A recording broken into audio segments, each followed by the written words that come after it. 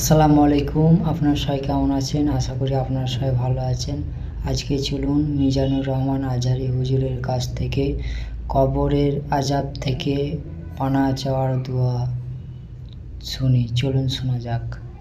খাদিজাতুল কুবরা, ওনার প্রথম স্ত্রী খাদিজাতুল কুবরা তাহেরাকে কবরের মধ্যে রেখে দিয়ে কাঁদতে শুরু করলেন। চোখের পানি ছেড়ে অনেক দোয়া করলেন। দোয়া শেষে সব সাহাবারা ঘরে ফিরে যায়, বিশ্বনবী যায় না। সাইয়েদনা আবু বকর বললেন, ও নবী চলেন ঘরে যাই। অনেক তো দোয়া করলেন, বিশ্বনবী বললেন, আবু বকর তুমি যাও, আমি যাব না। এইটা সাধারণ মহিলা না, এটা বিপদের দিনের সঙ্গিনী খাদিজা। মক্কায় যখন আমার কেউ ছিল না, খাদিজা আমারে ভুলে নাই। 3 বছর কাফিররা আমাকে জেলখানায় বন্দী রেখেছিলাম, শিয়াবে আবি তালেবের জেলখানা। আমার স্ত্রী ওই জেলখানার জীবনেও আমারে ছাড়ে নাই। আমার সাথে 3 বছর খাদিজাও জেল খেটেছে। এই একটাই মহিলা, যেই মহিলাকে আল্লাহ আরশের উপর থেকে সালাম দিয়েছে, মহিলাটার নাম খাদিজা। আল্লাহু আকবার।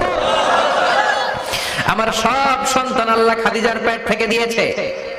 ফাতিমাতুজ জোহরা খাদিজার মেয়ে, জাইনাব খাদিজার মেয়ে, উম্মে কুলসুম খাদিজার মেয়ে, রুকাইয়া খাদিজার মেয়ে, আবুল কাসেম বিশ্বনবীর ছেলে খাদিজার ছেলে, আব্দুল্লাহ যাকে তাইয়্যিব এবং তাহের নামে আমরা চিনি, সেও খাদিজার ছেলে। সুবহানাল্লাহ। ও আবু বকর, আমার এই কলিজার টুকরা প্রিয়তমা খাদিজারে রেখে দিয়ে কেমনে বাসায় যায়? তুমি যাও, আমি দাঁড়িয়ে থাকবো। এখনই মুনকার নাকির এসে খাদিজারে প্রশ্ন করবে, আমি দেখবো খাদিজা উত্তর দিতে পারে কিনা। আর প্রশ্নের উত্তর যদি ভুল করে ফেলে, কবরের উপর থেকে আমি নিজে প্রশ্নের উত্তর দিয়ে দেব।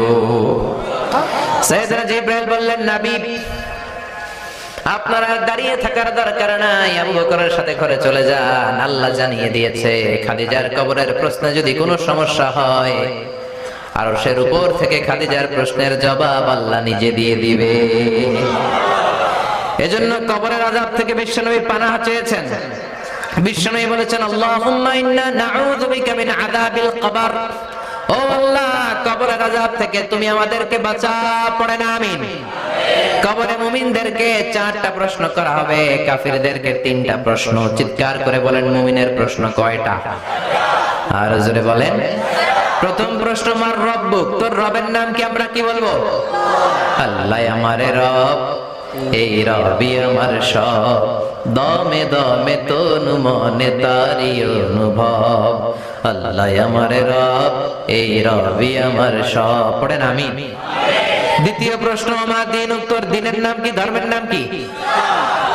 তৃতীয় প্রশ্ন, মান হাযার রাজুল, এই লোকটাকে কে? আমরা বলবো মুহাম্মদ সাল্লাল্লাহু। 3টা প্রশ্নের উত্তর যখন আপনি কবরে করে দিতে পারবেন, অতিরিক্ত একটা প্রশ্ন, ওয়ামা ইলমুক, এই যে 3টা প্রশ্নের উত্তর পাল্লা, কেমন করে উত্তর জানলা? কোত্থেকে শিখেছো? নকল করে আনছো কাফনের কাপড়ে? পরীক্ষার হলে নকল আছে না নাই? হাতে নকল আছে না? পায়ে নকল, মোজার ভিতরে নকল আছে না নাই? মোবাইলে নকল আছে না নাই? নকল থেকে আল্লাহ তুমি বাঁচাও। আরো আস্তে কোন আমিন। কিভাবে জানলা? কেমন করে 3টা প্রশ্নের উত্তর শিখলা? What is the source of your knowledge? তথ্যসূত্র কি? আপনাকে বলতে হবে, আমি যেই কিতাবটা থেকে শিখেছি কিতাবটার নাম কি? চিল্লায় বলেন কি নাম? এই কিতাবটা হলো কোরআন। আপনাকে বলতে হবে, কোরআন থেকে আমি শিখেছি, বিশ্বনবীর হাদিস থেকে আমি শিখেছি। 4টা প্রশ্নের উত্তর যখন পারবেন, ফেরেশতারা বলবে, আহলান সাহলান, খুশ আমদেদ, কংগ্রাচুলেশন, বাহ বাহ, তুমি তো চমৎকার পেরেছো।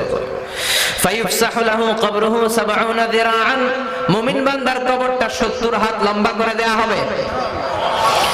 ইফতাহু লাহু বাবুন ইলাল জান্নাহ, জান্নাতের দিকে তার কবর থেকে একটা দরজা বানিয়ে দেয়া হবে। জান্নাতের সুঘ্রাণ ঠান্ডা বাতাস এসে তার কবরের ভিতরে ঢুকতে শুরু করবে। ইলবাসু লিবাস মিন আহলিল জান্নাত, জান্নাতীদের পোশাক তার গায়ের মধ্যে পরিয়ে দেয়া হবে। আল্লাহু আকবার।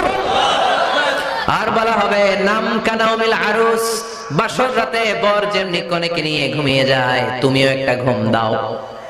আলহামদুলিল্লাহ পড়ে মুমিন বান্দা আনন্দের একটা ঘুম দিবে। ইসরাফিলের সিংগার আওয়াজ ছাড়া পৃথিবীর কোনো কিছুই তার এই ঘুম ভাঙতে পারবে না। আল্লাহ আমরাও যেন সেদিন কবর একটা মজার ঘুম দিতে পারি, তুমি তৌফিক দাও। জোরে বলেন আমিন। আমাদের ভিডিও যদি আপনাদের ভালো লাগে তাহলে চ্যানেলটিকে সাবস্ক্রাইব করুন এবং লাইক শেয়ার কমেন্ট করুন।